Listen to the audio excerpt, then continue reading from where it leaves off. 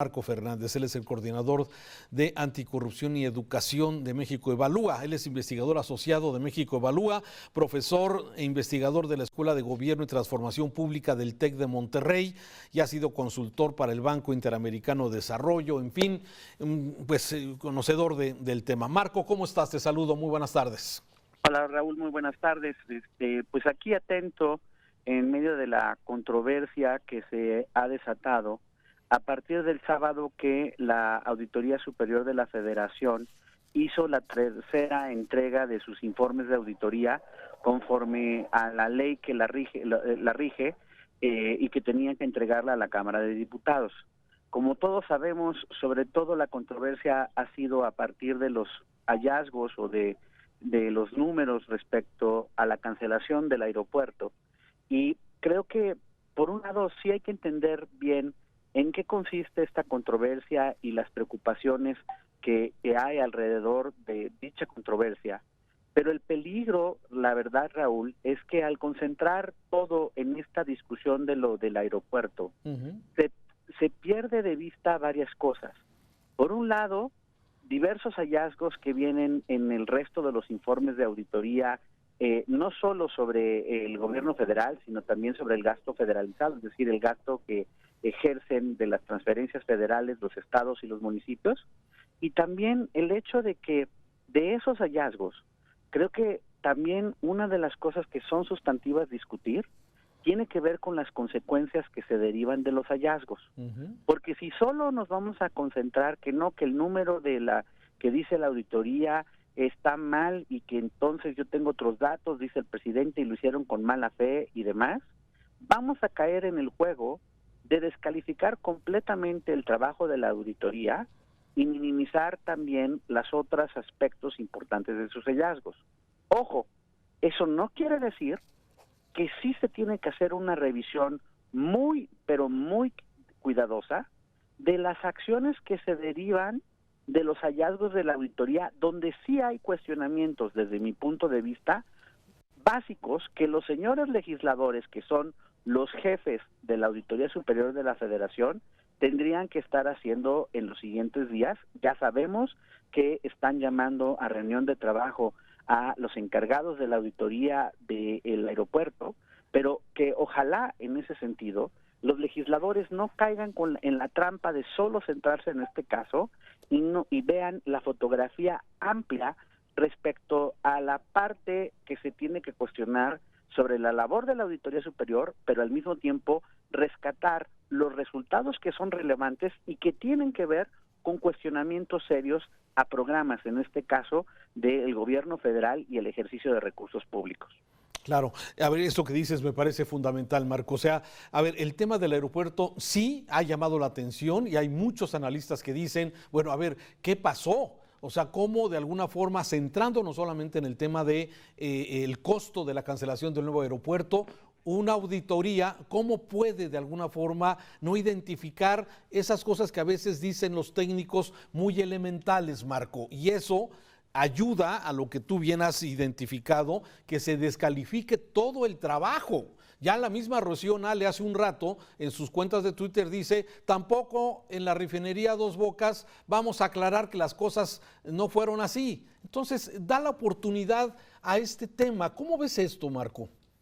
Es que ahí, en ese sentido, por un lado, hay una parte que nadie está diciendo. Cuando se termina una auditoría, en este caso de desempeño sobre el aeropuerto, y se encuentra esta diferencia sustantiva respecto a lo que se había calculado de el costo que tendría la cancelación del aeropuerto y el costo que, según la auditoría, realmente tuvo, ese resultado, antes de que se presentara en el informe de resultados y se hiciera público, se le presentó de manera previa para su aclaración a el gobierno federal. Y ahí no dijo nada el gobierno federal. Cuando el secretario de Hacienda sale después y dice que le sorprende la metodología y que hay errores básicos, yo no sé si alguien cercano de sus asesores le haya informado que la auditoría por ley tenía que presentar los resultados preliminares al ente auditado, es decir, Grupo Aeroportuario, y que Grupo Aeroportuario en ese momento no dijo nada respecto a esos hallazgos. Primer punto. Segundo punto, en términos como de especie de harakiri que se da el auditor superior, es que a horas del reclamo del presidente que le molestó cómo se hizo pública la información del informe, descalifica a sus propios auditores y dice que se va a revisar la metodología y que bueno, que a lo mejor sí estuvo mal, lo cual parece absurdo porque trabajaron sobre la metodología un año, presentaron, insisto, los resultados preliminares al gobierno federal, no dijo nada, y solo se termina todo mundo a desdecir y a descalificar hasta que estalla el asunto público, el escándalo público. Pero junto con pegado, inmediatamente, por supuesto que la señora Nale, por ejemplo, aprovecha para descalificar los hallazgos de la auditoría sobre Dos Bocas, que para quienes nos están escuchando son hallazgos muy preocupantes. El primero, por ejemplo, es que evidencia que el gobierno se puso a construir antes de que terminara los estudios técnicos que pudieran garantizar la viabilidad del proyecto, que no tenían estudios del suelo y que por lo mismo había problemas de inundación, y pues yo creo que difícil la tendría la señora Nale para poder entonces decir que eso no es cierto, porque pues todos vimos la inundación que precisamente tuvo Dos Bocas cuando la temporada de lluvias fuertes en Tabasco. También encuentra la auditoría que, por ejemplo, se contrataron 27 empresas para dar servicios varios, casi todas tabasqueñas, y de esas empresas que se contrataron, solo 7 mostraron tener la capacidad de dotar los servicios para los cuales fueron contratados. Que el estudio de impacto ambiental que hizo la Pemex no estaba completo y está equivocado. Y ahí no ha dicho esta boca, bien no ha mostrado, porque dice que tienen otros datos, que va a ser obviamente la estrategia para descalificar a la auditoría, pues entonces que muestren estos otros datos. Y aquí insisto, por un lado está varios de estos hallazgos que son muy preocupantes, preocupante la actitud del auditor respecto a la crítica del presidente, y también preocupante lo que tampoco nadie ha estado poniendo sobre la mesa, que fue el estudio que en octubre habíamos nosotros publicado entre el TEC de Monterrey y México Evalúa, donde hacemos una evaluación muy detallada de la labor de la Auditoría Superior, no solo de este auditor, sino de los auditores previos, y encontramos una parte que es muy preocupante, en donde mucho ruido y pocas nueces, mucho escándalo cada año respecto a observaciones que encuentra de posibles impactos o daños al erario, pero de los cuales, por un lado, un número importante no se sostienen, es decir, son aclarados por los entes auditados, pero que los que persisten y que tendrían que recuperarse los recursos al erario, solo se llega a recuperar el 10%. Se han presentado históricamente poco más de 1,004 denuncias, y perdón, Raúl, para los que nos están escuchando, si solo se ha logrado el 4% de sentencias sobre esas denuncias, pues yo no sé cómo se le podría llamar a otra cosa más que impunidad. Claro. Entonces no recuperas, no se te sostienen varias de las acusaciones, no muestras tampoco estadísticas sobre las faltas administrativas graves que detectas derivadas de tus acciones, y no le das seguimiento a las denuncias para que te diga, en este caso, la Fiscalía de la República, a través de la Fiscalía Especializada en Materia Anticorrupción, qué sucedió con la denuncia que tú estableciste.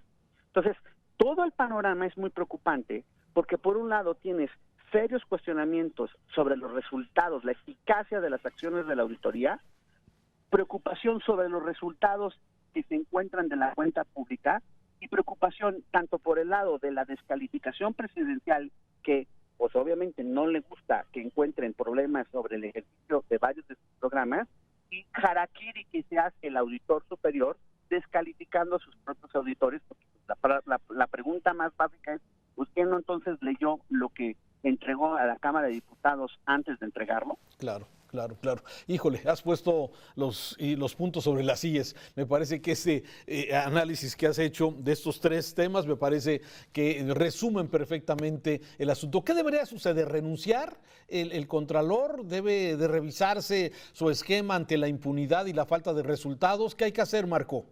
Pues de entrada, lo que tendrían que haber hecho desde hace mucho tiempo los diputados de la Comisión de Vigilancia, que es la encargada de dar seguimiento a la Auditoría Superior y que tienen un órgano técnico que se llama la Unidad de Evaluación y Control, que pues tampoco ha hecho su trabajo, todo mundo que se ponga a trabajar, hagan realmente en ese sentido un análisis detallado de las acciones de la auditoría para llamar a cuentas al que no haya funcionado, pero al mismo tiempo defender los hallazgos que sí son relevantes, que no sea la oportunidad para entonces descalificar todo y tratar de victimizarse y esconder los problemas de mal uso de recursos públicos que sí se ha encontrado en varios de los programas del actual gobierno federal, de acuerdo a los hallazgos de la Auditoría Superior de la Federación. Marco Fernández, te agradezco tu análisis puntual sobre este tema. Muchas gracias. Muchas gracias a ti, como siempre. Buenas tardes. Un saludo, muchas gracias. Buenas tardes aquí en esta entrevista para Mega Noticias. Así las cosas con este tema.